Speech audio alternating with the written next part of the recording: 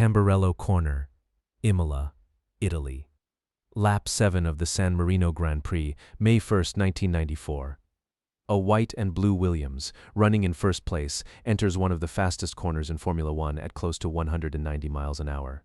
And then, without warning, without a single visible mistake, it simply stops turning. In the next second and a half, the most dominant driver in the history of motor racing, a man many still consider the single greatest to ever sit in a Formula One car, would be gone, and the entire sport of racing would be forced, permanently, to change.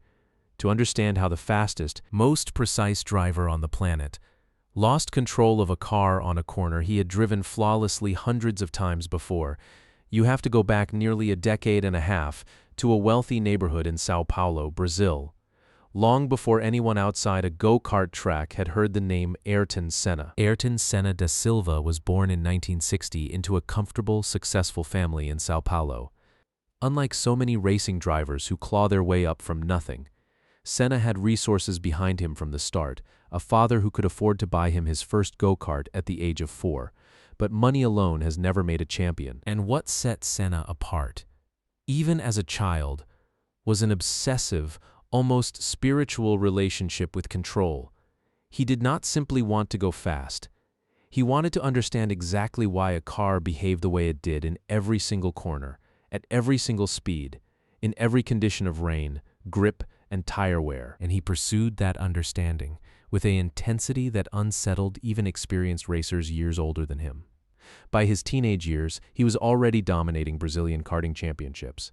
In 1981, he left Brazil for England, the traditional proving ground for any driver serious about reaching Formula One. And he tore through the junior categories there with a ruthlessness that quickly became his signature.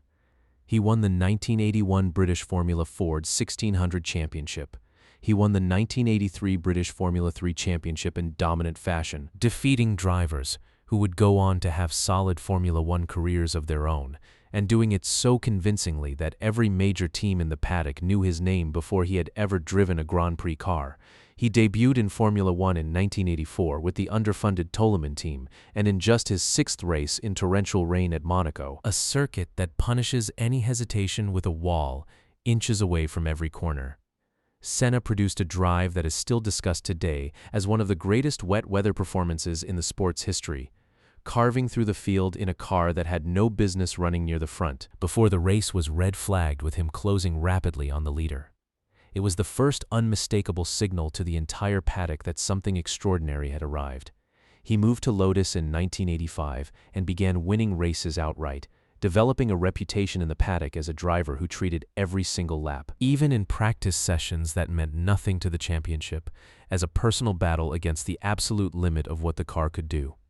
By 1988, he had joined McLaren, pairing him with Alain Prost, the calculating, methodical Frenchman who had already established himself as one of the finest drivers of his generation and who approached racing with almost the exact opposite temperament: patient, strategic, willing to settle for points rather than risk the car chasing every single position.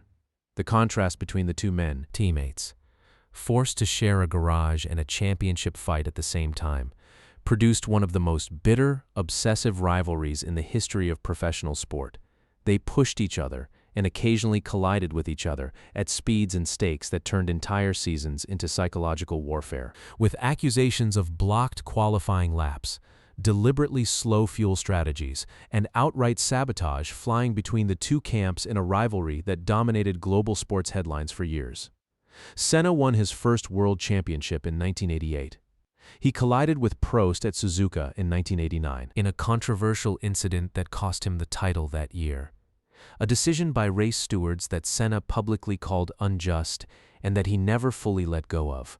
He won again in 1990, in a moment of raw, unapologetic aggression, deliberately driving into the back of Prost's car, who had by then moved to Ferrari, at nearly 150 miles an hour into the first corner at Suzuka, ending both their races and securing the title through a level of ruthlessness that horrified as many fans as it thrilled, and that he later openly admitted, years afterward, had been entirely intentional, a form of payback for what he felt had been done to him the previous season. He won a third championship in 1991. By the time the 1994 season arrived, Ayrton Senna was by almost universal agreement inside the sport the finest qualifier and the most complete racing driver on the grid. A three-time world champion who was expected to add a fourth and possibly a fifth title before his career was finished. And yet 1994 had already begun to feel wrong. Senna had left McLaren for Williams that year, joining what was widely considered the strongest team on the grid, expecting to dominate immediately. Instead, new regulations had just banned the electronic driver aids, active suspension and traction control among them, that Williams had built its recent dominance around, and the new FW16 chassis, without those systems, turned out to be nervous, difficult, and unpredictable to drive at the limit. Senna, a driver famous for his supernatural feel for a car's grip, found himself fighting a machine that would not behave the way his instincts told him it should. He failed to finish either of the first two races of the season, an almost unheard-of start for a driver of his caliber, and people close to him later said he had grown visibly tense, frustrated by a car he could not yet fully trust. Then came the San Marino Grand Prix weekend at Imola, a weekend that, even before Senna ever got into his car on race day, had already turned into one of the darkest in the sport's history. On Friday, in practice, Rubens Barrichello, a young Brazilian driver and a close friend of Senna's, was launched violently into the tire barriers at high speed, flipping through the air before landing, unconscious but alive. Senna rushed to the medical center to check on him personally, visibly shaken by how close his young countryman had come to dying. Then, on Saturday, during qualifying, Austrian driver Roland Ratzenberger lost control of his car at high speed after a suspension failure and crashed almost head-on into a concrete wall. He was killed instantly.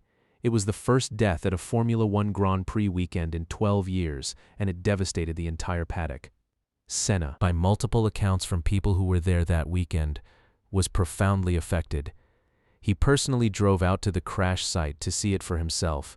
He spoke privately with Professor Sid Watkins, Formula One's chief medical officer and one of Senna's closest friends in the paddock, and reportedly told him he was thinking of walking away from racing altogether, of using his position and influence to push for a driver's safety organization, similar to what Jackie Stewart had championed decades earlier. Watkins, according to accounts later shared publicly, urged him to consider stepping away from the sport entirely, even if only for that one race weekend. Senna chose to race anyway. Sunday, May 1st, 1994. The grid lined up under a heavy, unspoken tension that everyone in the paddock could feel but few spoke about openly. At the start, a serious crash involving J.J. Leto and Pedro Lamy sent debris flying into the crowd, injuring spectators and bringing out the safety car while marshals cleared the wreckage. When the race restarted, Senna, in the lead, immediately pulled away from Michael Schumacher's Benetton behind him, driving with the same precision and command that had defined his entire career, on lap 7. Coming into Tamburello, a long, sweeping left-hand corner taken flat out at extraordinary speed, Senna's Williams suddenly, inexplicably, stopped responding to the corner. Investigators would spend years afterward trying to determine exactly why. The leading theory, debated for more than 2 decades in courtrooms and engineering reports, centers on a modified steering column, altered to fit around the car's new cockpit design and reportedly showing signs of metal fatigue at a welded joint, a component that may have partially failed at the exact moment Senna needed full steering authority to hold the car through that corner. Whatever the precise mechanical cause, the result was the same. The car went straight, off the racing line, off the track entirely, and struck the concrete retaining wall at Tamburello at a devastating, nearly flat angle, at a speed still estimated at well over 130 miles an hour at the moment of impact. The right front wheel and suspension assembly of the car were driven violently backward and upward by the force of the collision, directly into the cockpit, into the space where Senna's head was positioned behind the steering wheel. A piece of that suspension assembly struck his helmet with catastrophic force. To almost everyone watching on television, the crash did not initially look severe by the standards of the sport. A heavy impact, certainly, but the kind of crash that Formula One drivers, protected by increasingly sophisticated survival cells, had walked away from many times before. Professor Sid Watkins, Senna's close friend, was on the scene within seconds, one of the advantages of Formula One's rapid trackside medical response, and he later described finding Senna deeply unconscious, his condition immediately signaling to a man who had treated dozens of racing injuries over his career that this was different, that this was catastrophic in a way most crashes were not. Marshals and medical crews worked to stabilize him at the scene before airlifting him by helicopter to Maggiore Hospital in Bologna. The race, controversially, was not immediately stopped and continued to its conclusion, while millions of viewers around the world remained unaware of how serious the crash actually was. Ayrton Senna was declared dead at the hospital later that afternoon, though many close to the situation have said his injuries were almost certainly unsurvivable from the moment of impact itself. He was 34 years old. The reaction that followed was almost impossible to overstate. In Brazil, the government declared 3 official days of national mourning. His body was flown home to Sao Paulo, where an estimated 3 million people lined the streets for his funeral procession, one of the largest public displays of grief the country had ever seen for any individual, driver or otherwise, with mourners climbing lampposts, bridges, and rooftops for miles along the route, just to catch a glimpse of the motorcade passing. His coffin was carried by, among others, his old rival turned eventual friend Alain Prost, a gesture that carried enormous symbolic weight given the bitterness that had once defined their relationship on track. Formula One itself entered a kind of institutional shock. 2 drivers had died in the space of a single weekend, something the sport had not experienced in over a decade. And the man who had died was not a struggling backmarker, but the single most accomplished, most recognizable driver on the entire grid. Michael Schumacher, who had been running directly behind Senna's car in the moments before the crash, and went on to win that very race, later described the days that followed as some of the strangest and most difficult of his career, racing on while the entire paddock quietly absorbed the loss of a man most of them had grown up idolizing before ever competing against him.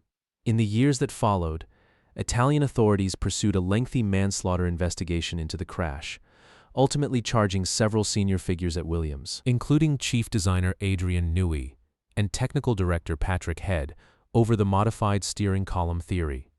The legal proceedings dragged on for more than a decade through the Italian court system, a process almost as extraordinary as the crash itself, before the defendants were ultimately acquitted, with the exact mechanical cause of the accident never fully, conclusively resolved to everyone's satisfaction, even decades later.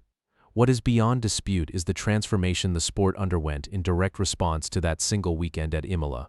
Formula One's governing body, the FIA, launched sweeping safety reforms almost immediately, overhauling cockpit survival cell standards, mandating stronger side impact protection, redesigning dangerous high-speed corners at circuits around the world, including Tamburello itself, which was reconfigured with a chicane specifically to slow cars through the section where Senna crashed.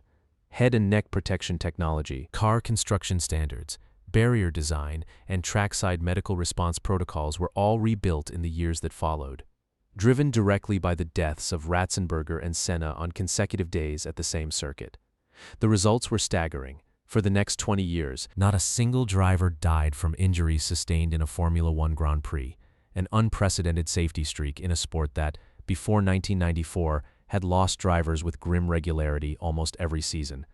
It remains one of the most significant single turning points in the history of motorsport safety anywhere in the world. Senna's legacy did not end at Imola.